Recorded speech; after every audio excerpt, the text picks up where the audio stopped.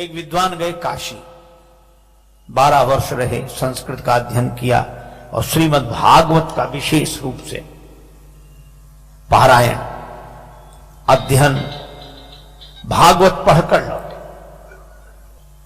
काशी का संस्कार, इतने दिन से भक्ति भाव में डूबे रहे, भागवत का अध्ययन किया, भागवत लगाकर आए, ब्राह्मण देवता थे, भागवत का पारायण करेंगे, पाठ करेंगे, भागवत की कथा सुनाएंगे। रेलगाड़ी में बैठे इन्हीं भाव में चले आ रहे हैं और माला लिए हुए सीताराम सीताराम राम राम राम राम, बस मस्त। आगे एक स्टेशन पर रेलगाड़ी रुकी, उन्होंने सोचा कि थोड़ा फलाहार कर लिया जाए, कुछ ले ले। फल लेने के लिए नीचे उतरे, सो जैसे जेब में हाथ डाला, जेब पहले चलती ना जेब वाले बनिया, सो उन्होंने जेब में जो हाथ ऐसे डाला पैसे निकालने के लिए, हाथ डाला तो हाथ उस तरफ निकल गया। पता नहीं किसने मामले बीच रास्ते में जेब साफ कर दी। अब पंडित जी ने कहा राम राम राम राम, तो बड़ा अनर्थ हुआ। टिकट भी ले लिया, भैया रखो तुम अपने फल। बोल नहीं महाराज ले लो आप, थोड़े तो ले लो, अब नहीं पैसे तो नहीं। पंडित जी ने सोचा पहुंचे कैसे, टिकट भी नहीं है, पैसे सब कट गए, हम राम राम राम करते रहे, कोई काट के ले गया जी, क्या करें। अच्छा लोग भी बड़े अजीब, कम से कम राम राम करने वालों को तो छोड़ दो। हरिद्वार में जाते हैं लोग, हरिद्वार ऋषिकेश गंगा जी किनारे बड़ा मेला लगता है, स्नान करते हम लोग, हर हर गंगे हर हर गंगे हर हर गंगे। हमारे पूर्वज आकाश से देखते हैं कि हमारे कुल में ऐसे हुए, आज गंगा जी स्नान कर रहे हैं, हर हर गंगे बोल रहे हैं, हमारे कुल में ऐसे हुए। पूर्वज कितने प्रसन्न होते होंगे कि नहीं। लेकिन एक दूसरी बात भी, हम लोग तो कर रहे हैं हर हर गंगे, वहीं आसपास घूम रहे हैं जेब कतरे लुटेरे चोर भी, क्या कहते हैं, तुम करो हर हर गंगे, हम कर देंगे तुम्हें नंगे, तुम नहाओ सामान लेके हम गायब। उनके भी पूर्वज देखते हैं, कहते हाय हमारे कुल में ये हुए। यही करना था तो झांसी कानपुर दिल्ली आगरा जाते, ये तीर्थ ही मिले थे। तो राम राम रटने वाले पंडित जी की जेब काट दी किसी ने रास्ते में, सब ले गया। पंडित जी ने कहा कोई बात नहीं, मुख में हो राम नाम राम सेवा हाथ में, तू अकेला नाही प्यारे राम तेरे साथ में। राम जी की कृपा से भागवत की पोथी है, भागवत का ज्ञान है, राम जी की कृपा है। स्टेशन पर वहीं उतर गए, रेलगाड़ी की दूसरी तरफ उतर के पार हो गए। सामने एक गांव दिखाई दे रहा था, 2-3 किलोमीटर दूर होगा।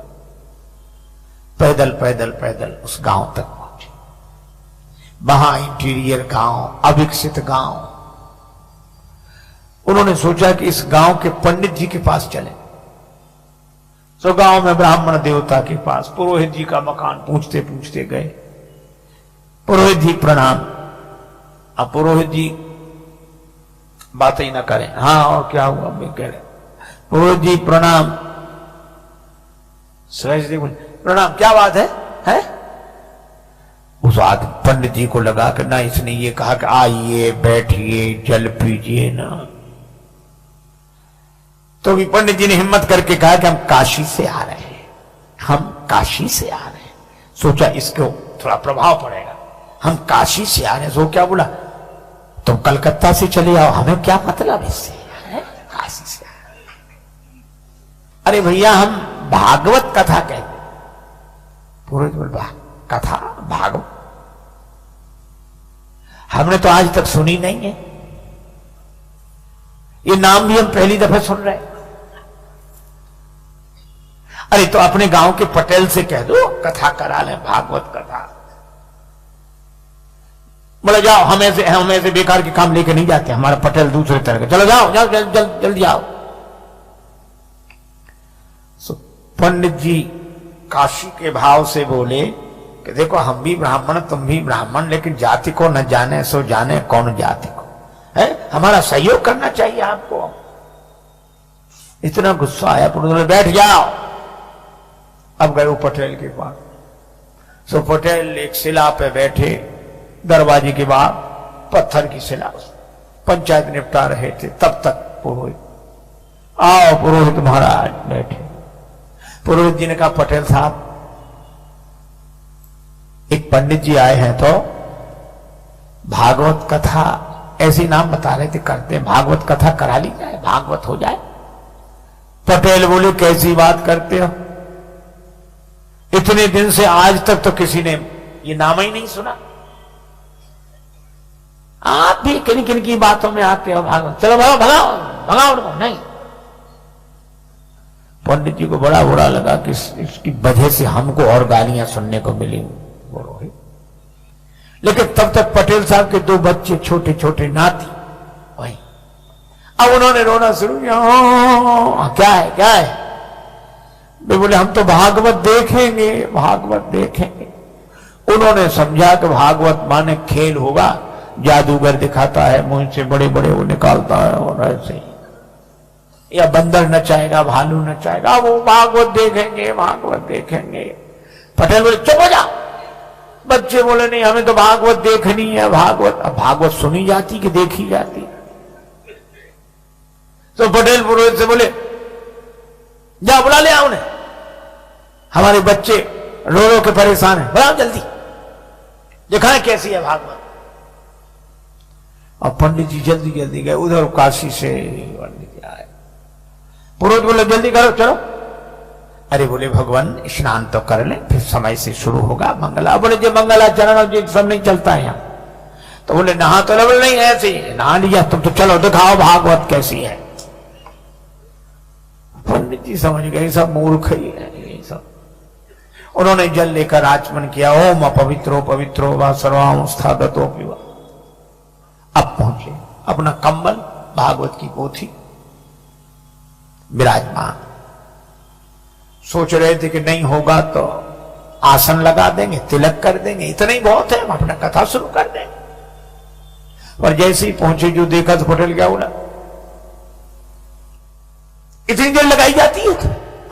कब कब बुलाया, लड़कों के प्राण निकल रहे हैं, दिखाओ भागवत।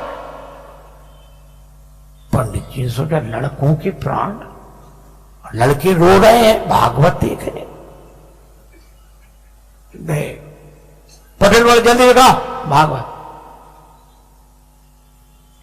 और पटेल ने उठे चले गए अंदर।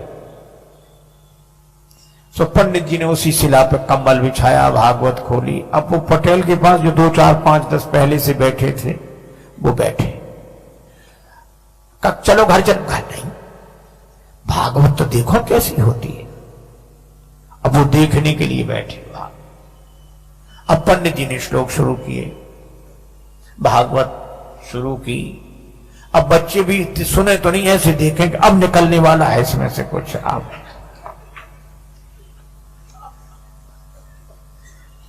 हे भगवान, 1 घंटा हो गया, वे लोग भी बैठे, बच्चे भी बैठे। और वो जो पटेल साहब अंदर गए थे वे भोजन करके आ गए। इनसे पंडित जी से कुछ पूछा न बताया। पंडित जी का जो भगवान की इच्छा। अब संयोग की बात, पटेल साहब उसी शिला पे सोते थे, पत्थर की शिला पे, जहां पंडित जी कथा कर रहे थे। सो आए, इधर उधर देखा। सो पंडित जी की जांग पे सिर रख के सो गए। अच्छा, सिर रख के सोए, सोने में कोई गड़बड़ी नहीं, पर सोने के बाद जो उनका जो शुरू हुआ। एक सज्जन कह रहे थे महाराज इसी को साउंड स्लीप कहते हैं, जो सोते में साउंड हो। अब पंडित जी बड़े परेशान, इधर भागवत, इधर इतना बड़ा सिर, पहलवान आदमी, जान फटी जाए। और वो इस लोग कहें वो बड़ा परेशान हो गया। और फिर पंडित जी ने सोचा यही तो